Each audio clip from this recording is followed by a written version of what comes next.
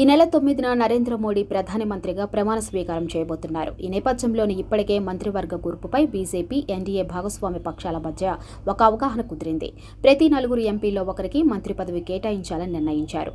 ఈ చొప్పున ఏపీలో 16 ఎంపీ సీట్లను గెలుచుకున్న టీడీపీకి 4 మంత్రి పదవులు, జేడీయూకి 3, జనసేనకు 1 సహాయ మంత్రి చొప్పున పదవులు దక్కే అవకాశం ఉంది.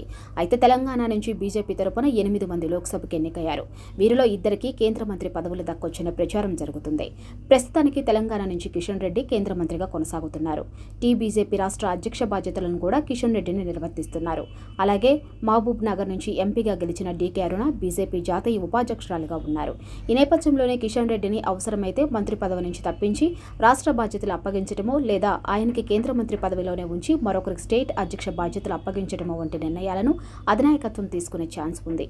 ఈ లెక్కన రాష్ట్ర పార్టీ పగ్గాలను తిరిగి బండి సంజయ్కి అప్పగించవచ్చని ప్రచారం ఉంది.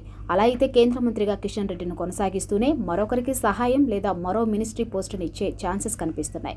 ఈ లెక్కన మల్కాజ్గిరి నుంచి ఎంపీగా గెలిచిన ఈటెలకు కేంద్ర మంత్రి పదవి రావచ్చనే ఊహాగానాలు వినిపిస్తున్నాయి. అలా కాకుండా డీకే అరుణ లేదా బండి సంజయ్ని కేంద్ర కేబినెట్లోకి తీసుకొని ఈటెల రాజేందర్కు పార్టీలో లేదా జాతీయ స్థాయిలో ఏదైనా కీలక బాధ్యతలు అప్పగించవచ్చనే ప్రచారం జరుగుతుంది. మొత్తానికి కిషన్ రెడ్డి, ఈటెల రాజేందర్, డీకే అరుణ, బండి సంజయ్లో ఇద్దరికి మాత్రం కేబినెట్లో బెర్త్ కన్ఫర్మ్ అయ్యే ఛాన్స్ ఉన్నాయి. కిషన్ రెడ్డి కనుక కేంద్ర మంత్రి పదవిలో కొనసాగితే ఆయన్ను రాష్ట్ర అధ్యక్ష బాధ్యతల నుంచి తప్పించనున్నారు. కిషన్ రెడ్డి స్థానంలో ఒక బీసీకి ఈసారి అధ్యక్ష బాధ్యతలను అప్పగించాలని అధిష్టానం భావిస్తుంది. అయితే బీజేపీ అధ్యక్షులుగా బాధ్యతలు స్వీకరించే వ్యక్తి పూర్తిగా ఆర్ఎస్ఎస్ నేపథ్యం ఉన్న నేత కావాలని అధిష్టానం భావిస్తున్నట్లు సమాచారం.